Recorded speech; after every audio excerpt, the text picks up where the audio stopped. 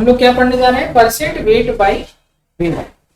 तो क्या होता है, अगर अगर क्वेश्चन में सोल्यूशन ना दिया, सोल्यूशन का वेट ना दिया हो, किसका वेट ना दिया हो, तो 100 ग्राम मानेंगे। कितना मानेंगे, otherwise what is percent weight by weight, weight of solute इसमें in gram upon weight of solution. अब क्योंकि यहां पर परसेंटेज है तो किससे मल्टीप्लाई कर देंगे, 100 से। जैसे मान लो तुमसे सोल्यूशन होगा, सॉल्वेंट क्यों लिखोगे, सोल्यूशन ग्राम में ही होगा ना, ग्राम वेट बाय वेट कर रहे हो, ठीक है। चलो पॉइंट लिखो। अरे एक बात बताओ, अभी किस आप लोग को कुछ दिन पहले ही लिखवाया हूँ ये बात, कैसे भूल सकते हो। एक बात लिख लो, अगर अगर क्वेश्चन में अगर क्वेश्चन में सॉल्यूशन का वेट नहीं दिया गया है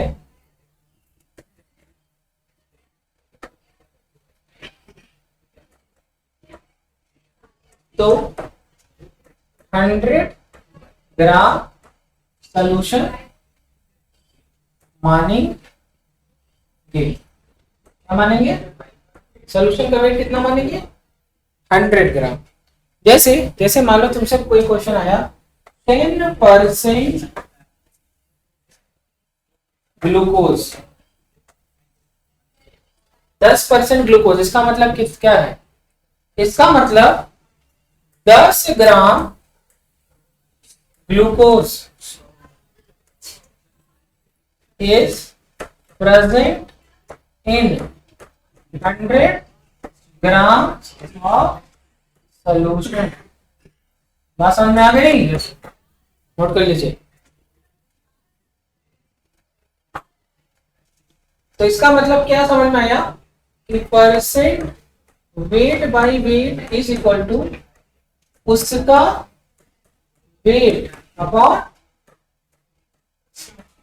सबका वेट इंटू 100। क्वेश्चन करें, चलो चलो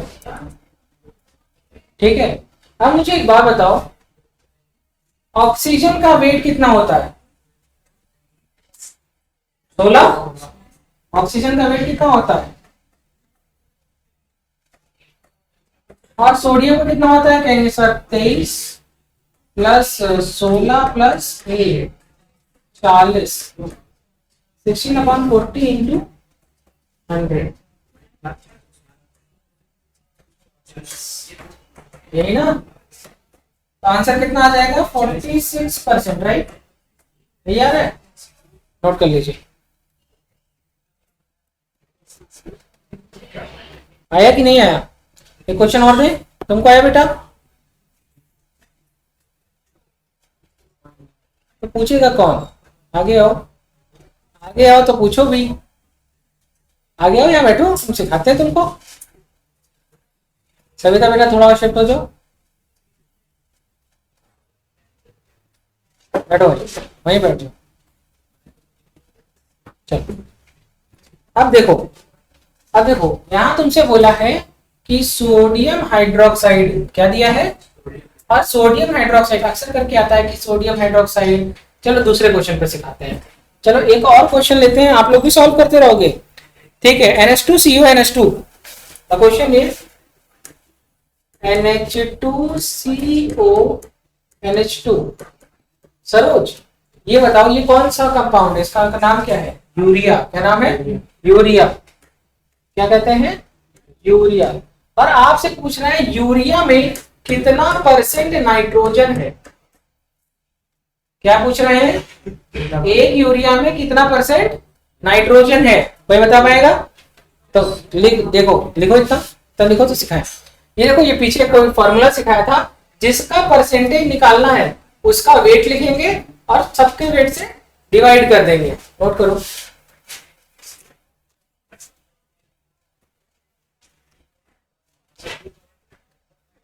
ठीक है, चले सरोज समझना। अब बताना कि नाइट्रोजन का एटॉमिक वेट कितना होता है बेटा? 14 होता है। 7n14 कितना होता है? 14। कार्बन का कितना होता है? कहेंगे 12। ऑक्सीजन का कितना होता है? 16। और हाइड्रोजन का कितना होता है? 1। ठीक है, अब मुझे ये बताओ यहाँ पर कितनी नाइट्रोजन है? तो इसका मतलब हाँ 46%, बिल्कुल सही। कितनी नाइट्रोजन है और इसका वेट कितना? नाइट्रोजन का वेट कितना?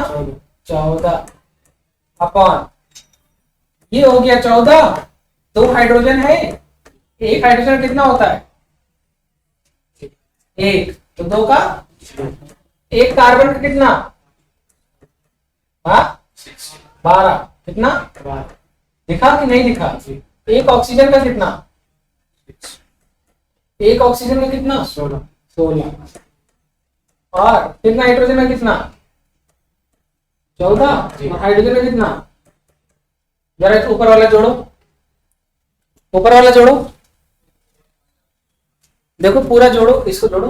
14 + 2 + 2 + 12 है, ये 12, 2 नहीं है 12, जोड़ो। 14 + 2 कितना हो गया? 16। 16 और 12, 16 और 12 कितना हो गया? 28। 28 और यहाँ कितना? 16 और इसमें 14 जोड़ोगे फिर 2 जोड़ोगे, मतलब 16 दूना 32, 28 में 32 जोड़ोगे तो कितना आएगा? 60। कितना आएगा? 60।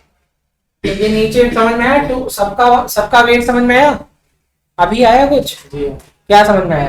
कि सबका जो वेट है, एटॉमिक वेट, उसको जोड़ दीजिए और उसको नीचे रखिए, और जिसका निकालना है उसको ऊपर। अब इसको 100 से जब तुम सॉल्व करोगे तो कितना आएगा? 46। अब मेरा सवाल ये था, अगर इसकी जगह कार्बन होता, क्या निकालना होता? Percent carbon. किसका निकालना होता? तो क्या करते? कार्बन कितना है इस पूरे में? कार्बन कितना है सरोज? अरे उसका मत देखो, अपना खुद बताओ। तुमको दिख रहा है? एक ही तो दिख रहा है। और एक का एटॉमिक वेट कितना है अपॉन सबका वेट कितना है और इनटू हो गया। चलो गुड, सॉल्व करो। एक तो बेटा हो गया, ये हो गया, नोट कर लो। अच्छा बताओ, CH3COH में कार्बन का परसेंट कितना? कितना परसेंट? फिर से सॉल्व करो। 40% आना चाहिए। बिल्कुल सही बताया है। ये देखो 2 कार्बन, देखो सरोज परसेंट कार्बन, ठीक है। अब कार्बन कितना हो गया? 12 + 3 है + 12, अब 2 ऑक्सीजन मतलब 32 और 1 हाइड्रोजन, तो कितना आ गया? 60 आया क्या? 60 आया क्या? देखो 60 की 80, 60। कितने कार्बन है सरोज? 1 और 2, तो 2 × 1 कार्बन कितना?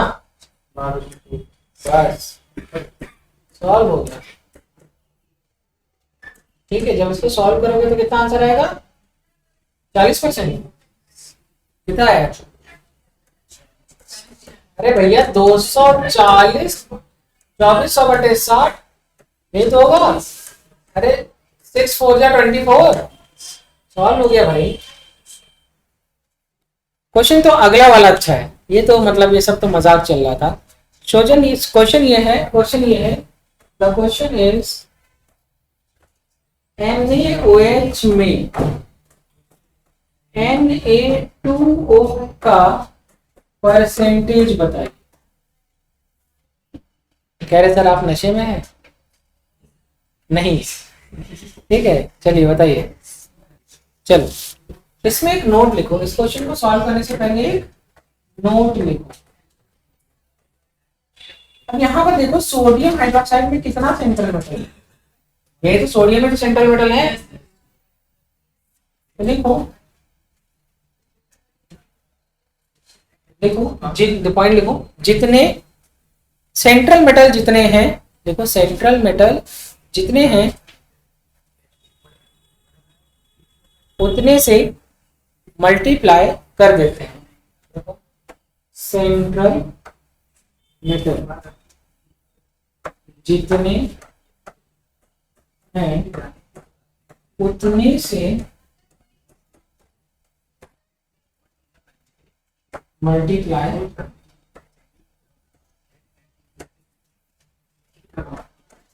कर देते हैं सॉल्यूशन में।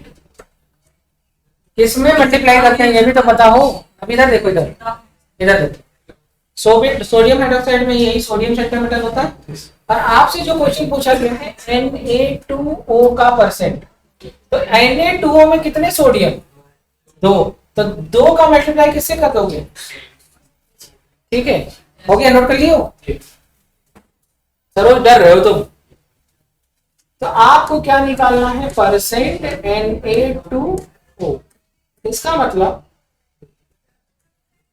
उसका वेट, मतलब हमको Na2O का वेट, तो क्या एक है, एक सोडियम का वेट कितना होता है? 23, तो ये हो गया 46 और ये हो गया 16, तो टोटल कितना हो गया?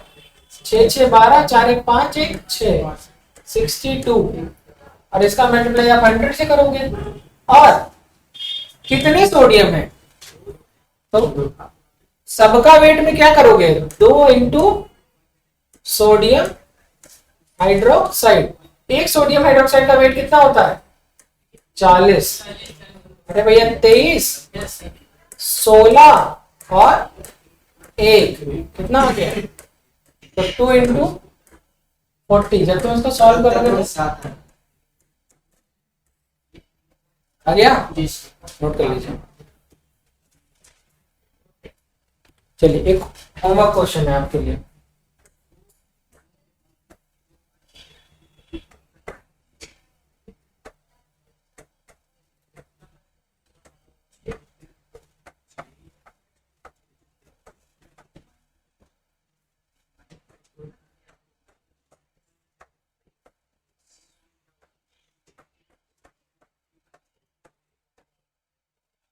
सॉल्व करके आइएगा, ठीक है? चलिए, अरे सॉल्व तो आप लोग कर लेंगे। इस अमोनियम फॉस्फेट में या ये एक फॉस्फोरिक एसिड है और इसमें क्या लगा है? अमोनियम ग्रुप लगा है, ठीक है? इसमें सेंट्रल मेटल कौन है? फॉस्फोरस। अरे यार जो भी बॉन्ड बने, फॉस्फोरिक एसिड क्या होता है? P double bond O, OH, और यहाँ पर क्या है? O और NH4, यही तो है, ऐसे तो लिखा है कुछ, यही तो लिखा है। तो यहाँ पे सेंट्रल मेटल कौन है?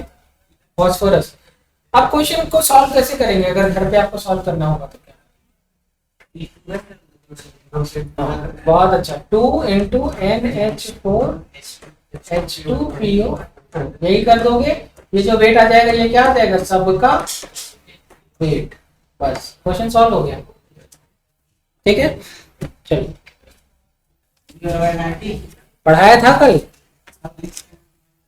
देखो जरा एक बार देखो।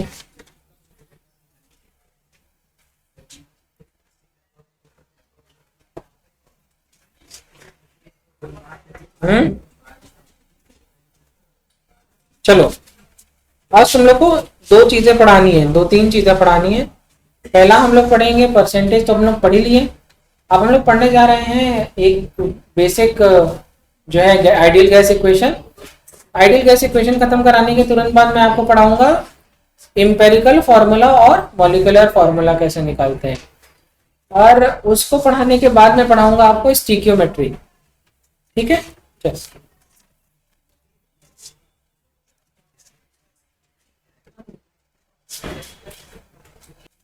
देखो, तो पीवी बराबर एनआरटी, तो नंबर ऑफ मोल की जगह वेट अपन मॉलिक्यूलर वेट लिख सकते हैं। तो पीएम बराबर W by V RT, W by V is equal to density. अच्छा, अच्छा किसी भी कोई भी कंपोनेंट होगा, कोई भी सॉल्यूशन लोगे, कुछ भी लोगे, उसमें नंबर ऑफ मोल तो कांस्टेंट होगे ना। मान लो तुमने 10 मोलर लिया, 20 मोलर लिया, मोल तो कांस्टेंट हो गया ना। इसका मतलब उसमें उसमें क्या क्या कांस्टेंट हो गया, तो कहेंगे सर इसका मतलब एम कांस्टेंट हो गया, डी ये तो कांस्टेंट होता है। ये कौन सा कांस्टेंट? Rydberg constant. कौन सा कांस्टेंट? इसका मतलब क्या है कि डेंसिटी इज इक्वल टू, या डेंसिटी के बीच में अगर रिलेशन देखें तो क्या ऐसा नहीं है P बाई टी? अगर हम प्रेशर को बढ़ाएंगे डेंसिटी बढ़ेगी, और अगर टेम्परेचर को घटाएंगे तब डेंसिटी बढ़ेगी, है ना। तो डेंसिटी को बढ़ाने के दो फॉर्मूले। इसका मतलब प्रेशर हम बढ़ा दें और डेंसिटी टेम्परेचर को क्या कर दें, तभी हमारी डेंसिटी सबसे ज्यादा होगी। चलो नोट कर लो।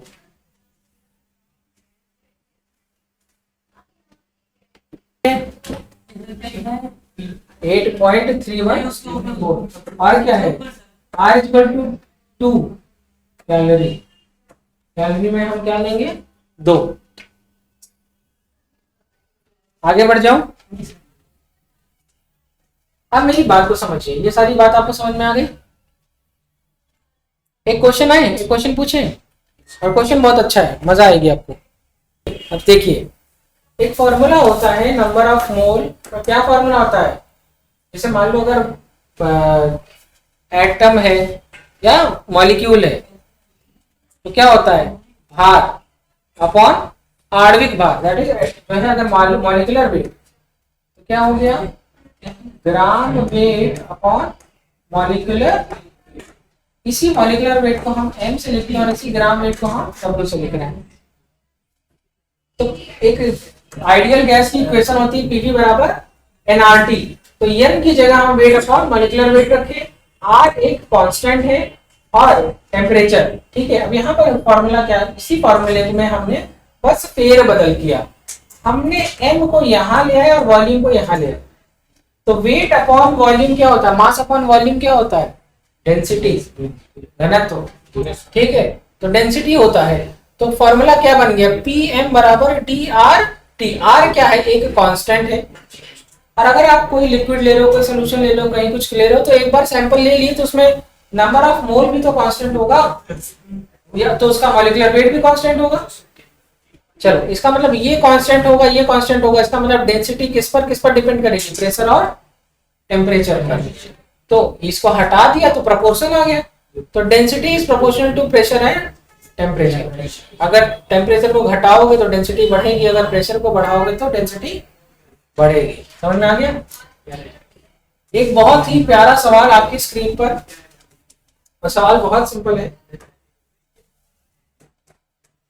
Density of hydrogen gas is maximum eight,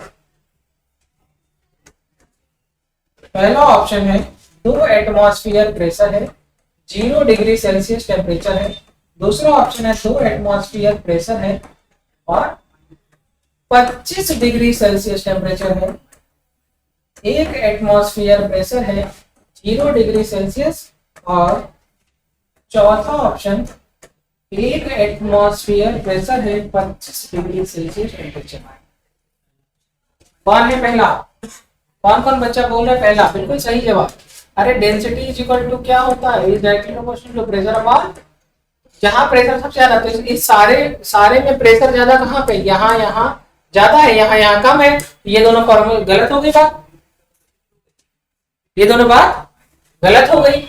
और टेम्परेचर सबसे कम कहाँ है? ये तो इन्हीं दोनों में टेम्परेचर देखोगे तो यहाँ ज्यादा, यहाँ तो टेम्परेचर कम कहाँ? यहाँ पे। तो कौन सा ऑप्शन सही आ गया? ठीक, ठीक है।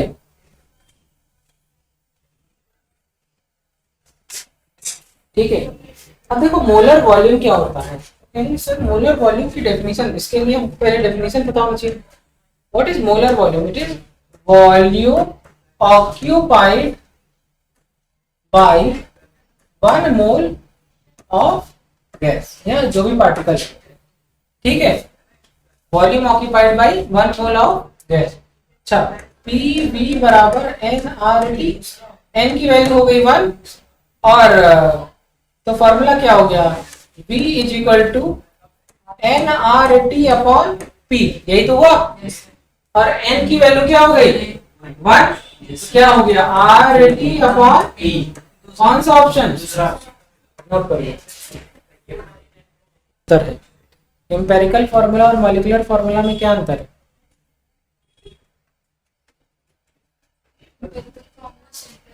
गुड।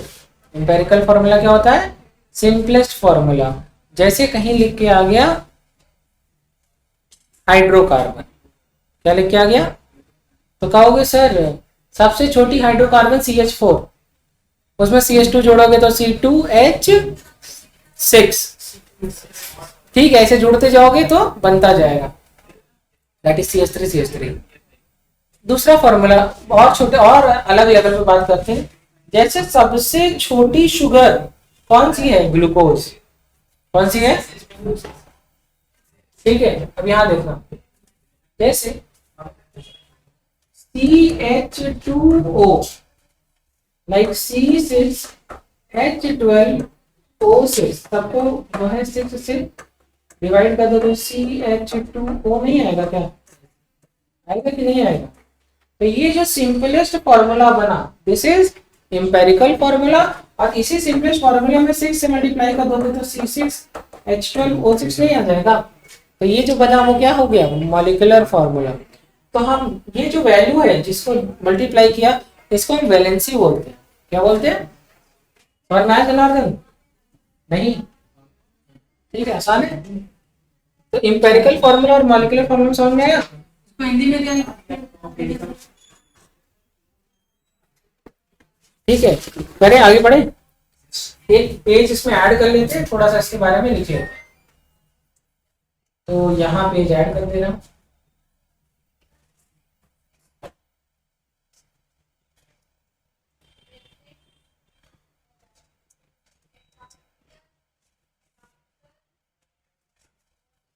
चलिए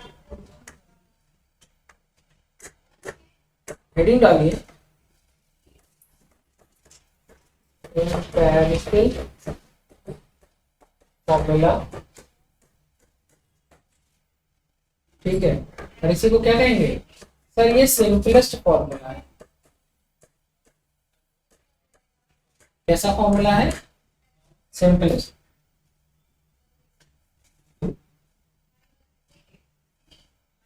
एग्जांपल है,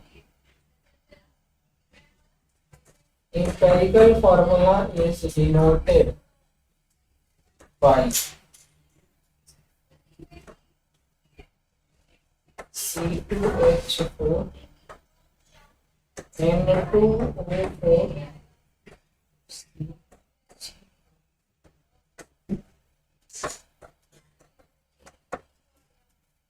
example,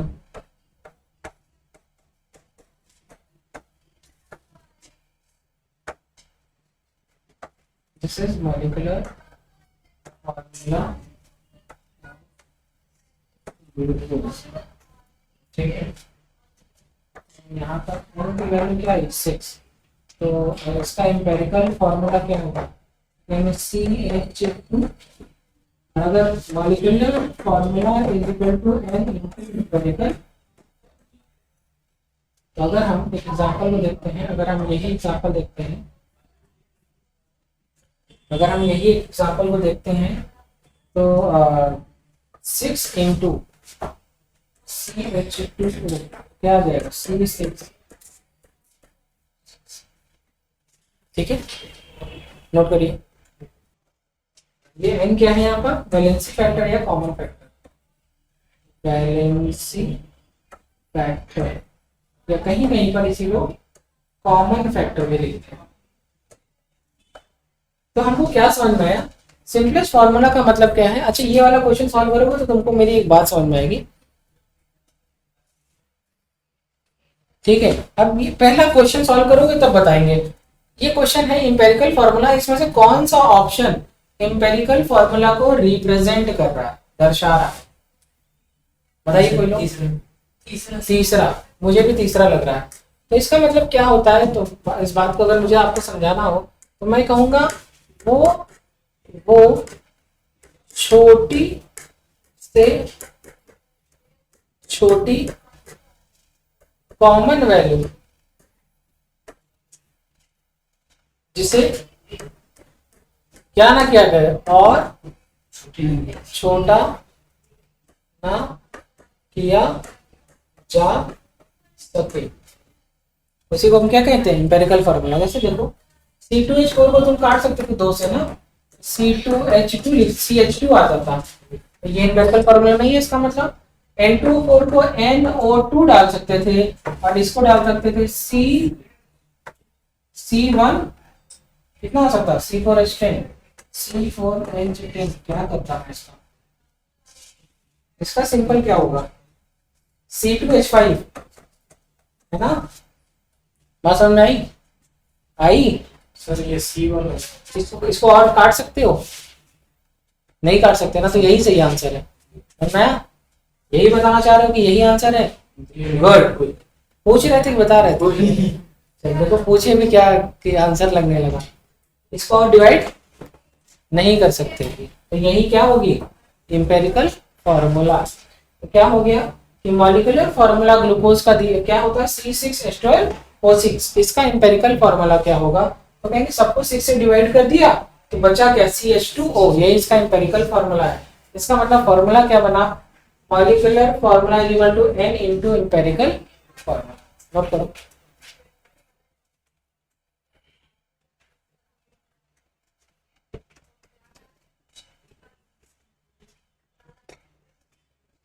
एक और क्वेश्चन करें, इधर देखो, इधर आपसे मान लो एग्जाम में क्वेश्चन आ जाए n निकालिए, तो n का और क्वेश्चन में दिया है मॉलिक्यूलर फॉर्मूला वेट दिया है और एम्पेरिकल फॉर्मूला वेट दिया है, तो आप क्या करोगे, molecular formula weight upon empirical formula wait. अच्छा, मॉलिक्यूलर फॉर्मूला वेट बोलूं या मॉलिक्यूलर वेट बोलूं, एक ही बात की नहीं, एक ही बात ना। अगर मैं इसी बात को आपको ये कहूं, अरे यार इस एग्जाम में क्वेश्चन आ जाए, एग्जाम में क्वेश्चन आ जाए, आपको निकालनी है वैलेंसी, आपको दिया है एम्पेरिकल फॉर्मूला वेट और आपको दिया है वेपर डेंसिटी, क्या दिया है, क्या आप सॉल्व कर पाओगे क्वेश्चन? बिल्कुल सॉल्व कर पाएंगे, क्योंकि हमको पता है कि molecular weight vapour density is equal to molecular weight upon 2, याद आ गया। तो इसका मतलब है डबल ऑफ वेपर डेंसिटी से हम क्या निकाल सकते हैं, मॉलिक्यूलर फॉर्मूला वेट या मॉलिक्यूलर वेट। फिर इसी मॉलिक्यूलर वेट को हम कहाँ रख देंगे, यहाँ पर, और किससे डिवाइड कर देंगे, एम्पेरिकल फॉर्मूला। जैसे मान लो एम्पेरिकल फॉर्मूला आया CH2O, तो कार्बन का एटॉमिक वेट कितना होता है 12, हाइड्रोजन कितना होता है 2, ऑक्सीजन कितना होता है 16, तो 16 और जो है 12 कितना हो गया 28, 28 और 2 30। तो इसका मतलब जो ग्लूकोज का वेट कितना होता है 180 होता है क्या, 180/30 कितना आया, 3 6 18 ना, 6 नहीं आ गया क्या, आ गया। क्वेश्चन में दिया होता है ग्लूकोज का वेपर डेंसिटी है भैया 40, नहीं कितना 90, तो तुम क्या करते हैं 2 × 90 180, 180 में डिवाइड किससे कर देते 30 से, क्या आता 6। कनेक्ट कर पा रहे हो सर, बताइए। गुड। स्नेहा, अनायता समझ आ रहा ना बेटवा, यहां तक समझ में आया, ठीक है। चलो एक क्वेश्चन है, एक क्वेश्चन है और बहुत अच्छा क्वेश्चन है। एक क्वेश्चन मैं क्रिएट कर रहा हूं, एक मॉलिक्यूल है, एक मॉलिक्यूल है, क्या है, और इस मॉलिक्यूल का जो एम्पेरिकल फॉर्मूला है वो है HF, क्या है HF, और इस मॉलिक्यूल की जो वेपर डेंसिटी है वो है 20। दो चीज समझ में आ गई, क्या क्या समझ में आ गया, मैं आपसे सवाल सिंपल कर दे रहा हूं, मुझे मॉलिक्यूलर फॉर्मूला बता दीजिए। फॉर्मूला बता दीजिए। हम तो आपसे मॉलिक्यूलर फॉर्मूला वेट भी नहीं पूछ रहे हैं, क्वेश्चन को तो इतना आसान कर दिया। आप मुझे सिर्फ क्या बता दीजिए, मॉलिक्यूलर फॉर्मूला।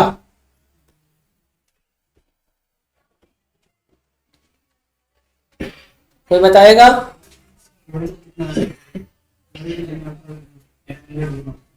फ्लोरीन का आपको क्या बता दूं, एटॉमिक वेट। फ्लोरीन का एटॉमिक वेट लिखिए। फ्लोरीन के एटॉमिक वेट की जरूरत है आपको, है कि नहीं है? बस इतना बताइए, सबसे बताइए। मैं तो बिना फ्लोरीन के एटॉमिक वेट के भी कर लूंगा। अब तुमको एक तरीका बता दें, नॉन मेटल के केस, कोई भी नॉन मेटल हो तो जो उसका एटॉमिक वेट होता है उसके एटॉमिक वेट को डबल करो, जो वैल्यू आएगी उसमें एक जोड़ देना, वही आ जाएगा मॉलिक्यूल। उसका एटॉमिक नंबर को डबल कर दो, जो वैल्यू आएगी उसमें एक जोड़ दोगे तो एवरेज एटॉमिक वेट आ जाएगा। अगर इवन वैल्यू है तो क्या करेंगे, बस डबल कर देंगे। सिखाया था कि नहीं कभी? बताया होगा कभी ना कभी, मूल में तो शुरू में डेमो बताया होगा। चले, अरे सॉल्व करो यार, बिना पेन चलाओगे बेटा तो कभी नहीं सीख पाओगे। जितना आए कम से कम उतना लिखो। आपसे एक इंपेरिकल फॉर्मूला दिया, कोई आंसर बताएगा? देखो हम तो हर बार बता लेंगे बेटा। टाइम हो गया क्या? अच्छा, ऐसा कैसे हो सकता है? जैसे आप हर बार चलो, अरे मेरे बच्चों इधर देखो, number of this is equal to, एक तो ये है, हमको मॉलिक्यूलर फॉर्मूला चाहिए। तो फॉर्मूला क्या होता है, empirical molecular formula is equal to n into empirical formula, यही होता है ना।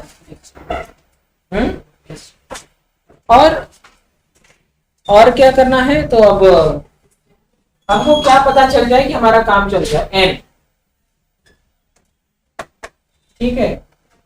तो इंपेरिकल फॉर्मूला फॉर्मूला ये फॉर्मूला है निकालने का। तो ये देखो, ये तो इसका देखो 40 है, n equal to empirical formula upon weight upon, ये कितना हो जाएगा? पहले चलिए कितना है, 40, ठीक है। ये कितना है, तो कहेंगे सर 20।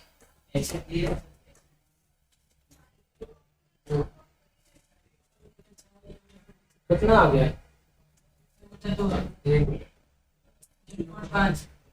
1/2। वो नीचे जाएगा, वो नीचे। अरे यार ये उल्टा हो गया, उल्टा ये हो गया कि molecular formula weight upon empirical formula wait होता है, दैट इज 40/20।